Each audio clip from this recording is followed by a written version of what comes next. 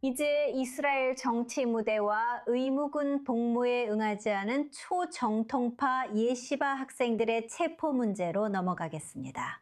국회 외교안보위원회는 오늘 이러한 조치가 심각한 헌법적 문제에 직면할 수 있다는 법적 의견에도 불구하고 이러한 체포를 중단하는 법안을 승인했습니다. 이 법안은 2차, 3차 심의를 위해 승인되었으며 이번 주 후반에 크네셋 본회의에 상정될 예정입니다. 이제 연정은 초정통파 정당들과의 보도된 합의의 일환으로 이 법안을 추진하고 있습니다. 이스라엘은 대부분의 유대인 시민들에게 군 복무를 요구하지만 전통적으로 예시바에서 전일제로 공부하는 종교인 남성들에게 폭넓은 면제를 허용해 왔기 때문에 이는 정치적, 법적 논란을 불러일으켰습니다. 징집 통지서를 받았지만 출도하지 않은 사람들은 징집 회피자로 체포될 수 있습니다.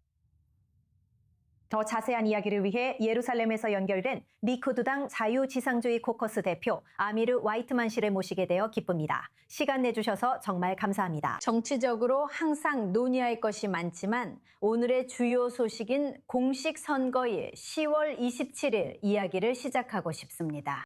투표일이 언제가 될지에 대해 많은 추측이 있었고 많은 사람들이 벤자민 네타냐후에게는 늦을수록 좋다고 말했습니다. 이 날짜에 대해 어떻게 생각하시나요?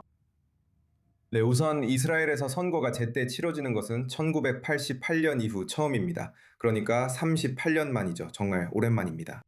그래서 한편으로는 정부가 임기를 끝까지 마칠 수 있었다는 점에서 정치적으로 큰 성공이라고 할 수 있습니다. 솔직히 이런 일이 일어날 줄 몰랐고 대부분도 이렇게 될 거라 생각하지 않았던 것 같습니다. 반면에 우리는 이런 사실을 인식해야 합니다. 선거가 제때 예정대로 치러지고 있다는 점입니다. 현재 연합 내 모든 구성원들은 선거가 하루라도 일찍 치러지는 것을 원하지 않을 만큼 큰 이해관계를 가지고 있기 때문입니다. 현재 연합이 그런 것처럼 보입니다. 매우 심각한 선거 패배를 향해 가고 있기 때문입니다. 따라서 모두가 선거를 최대한 늦게 치르기를 바라는 분명한 이해관계가 있습니다. 가능한 한 오래 권력을 유지하려는 것이죠. 한편으로는 특히 안보와 정치 상황에서 성과를 내려고 노력하는 것이죠. 예를 들어 리쿠드를 더 많은 대중에게 받아들여질 수 있도록 만드는 것처럼 말입니다. 받아들여질 수 있도록이 무슨 뜻인가요? 이렇게 말해볼게요. 지금부터 선거까지 중요한 사건들이 일어난다고 해도 저는 전혀 놀라지 않을 겁니다. 특히 안보 분야에서요. 저는 이란과 또 한 차례 충돌이 있거나 가자나 레바논에서 무슨 일이 벌어진다고 해도 전혀 놀라지 않을 겁니다. 잘은 모르겠지만요. 하지만 지금과 똑같은 상황이 3개월 뒤에도 계속된다면 저는 정말 놀랄 것 같습니다. 방금 말씀하신 내용 좀 더 자세히 들을 수 있을까요? 10월 27일 선거 때문에 이스라엘이 정당하지 않은 군사 조치를 취할 수도 있다고 말씀하시는 건가요? 그 점을 암시하신 건가요? 지금 말씀하신 내용을 좀 더 자세히 설명해 주실 수 있나요? 아니요. 제가 말한 건 그게 아닙니다. 제 생각에는 우리가 아는 건 들어보세요. 네타냐후는 권력을 잡은 지 30년이 넘도록 이란 문제에 대해 이야기해왔습니다. 사실 그보다 훨씬 전, 아마 80년대 초부터 이 이야기를 해왔죠. 그리고 저는 이것이 그의 인생의 사명이라고 생각합니다. 저는 그가 일이 끝나기 전에는 직을 떠나고 싶어 하지 않는다고 생각합니다. 우리 모두 아직 일이 끝나지 않았다는 것도 알고 있습니다. 그래서 저는 뭔가 더 필요한 것이 있다고 생각합니다. 이제 우리는 그 뭔가 더가 정확히 어떻게 보일지 알고 있습니다. 그리고 그것은 이란의 에너지 인프라, 즉 석유와 가스 등등을 파괴하는 것입니다. 저는 아무것도 지어내는 게 아닙니다. 이것은 이스라엘 카츠 국방장관이 공개적으로 말한 내용입니다. 그리고 제 생각을 모르신다면 저는 이것이 앞으로 몇 달 안에 그리고 선거 전에 일어날 것이라고 생각합니다. 반드시 일어나야 합니다. 네타냐후는 선거 후로 미룰 수 없기 때문입니다. 왜냐하면 만약 그가 그렇게 한다면 여론조사 결과가 현실이 되어 그가 선거에서 패배하고 야당으로 돌아가거나 정치 생활을 완전히 떠나게 된다면 더 이상 그의 손에 달려있지 않게 되기 때문입니다. 그래서 어떻게든 지금 이 일들을 끝내야 합니다. 제 생각에는 그럴 만한 이유가 있습니다. 이것은 적어도 냉소적인 의미의 정치적 행동은 아닙니다. 하지만 저는 일정이 원하신다면 정치적인 제약에 의해 정해질 것이라고 생각합니다. 미국에서도 그렇고 이스라엘에서도 그렇습니다. 이게 현실입니다. 여기에 잘못된 것은 없습니다. 만약 도널드 트럼프가 베냐민 네타냐후에게 그리고 당연히 이스라엘 국방군에게 또 다른 작전에 참여해달라고 요청한다면 분명히 그는 그 요청에 응할 것입니다. 아니요, 그건 당연한 얘기고 저는 그 얘기를 하는 게 아닙니다.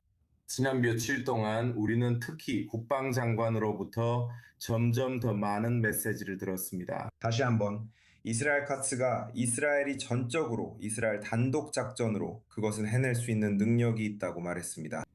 또한 우리는 몇 달간의 폭격이 아니라 모든 것이 최대 48시간 또는 그보다 짧은 시간 내에 끝날 수 있다고 말합니다. 우리는 매우 정밀한 작전에 대해 이야기하고 있습니다. 하루나 이틀 정도면 이란의 에너지 인프라를 완전히 파괴할 수 있습니다. 이란 정권의 예산 절반, 어쩌면 절반 이상이 석유와 가스 판매에서 나온다는 점을 이해해야 합니다. 이란의 석유와 가스 인프라를 파괴하면 그들은 이 수입을 잃게 됩니다. 이는 하룻밤 사이에 그들의 예산 절반을 잘라내는 것입니다. 저는 어떤 조직도, 특히 국가라면 이런 상황을 감당할 수 있다고는 생각하지 않습니다. 예산이 50%나 삭감되었는데도 아무 일도 없었던 것처럼 버틸 수 있는 조직은 없습니다. 이것은 이란 정권의 존립에 매우 중대한 영향을 미칠 것입니다. 그리고 그런 일이 일어나면 이란 정권이 장기적으로 생존할 수 있을지 저는 매우 회의적입니다. 흥미로운 일이 될 것입니다. 이스라엘 내 많은 사람들은 아직 일이 끝나지 않았고 반드시 끝내야 한다고 생각합니다. 간단히 말씀드리면 이 문제와 국방에 대해 이미 방송에서 언급했습니다. 특히 크네셋 위원회가 초정통파 징집 회피자 체포 유예 법안을 추진하는 점을 이야기했습니다. 이 조치가 10월 말에 사람들이 투표할 때 어떤 영향을 미칠지에 대한 당신의 생각을 간단히 말씀해 주세요. 그래서 저는 사람들이 이걸 별로 안 좋아할 것 같아요. 하지만 솔직히 말해서 저는 이게 옳은 결정이라고 생각합니다. 왜냐하면 제가 이런 법들을 모두 싫어하지만 특히 이번 경우에는 젊은 하레디 소년들이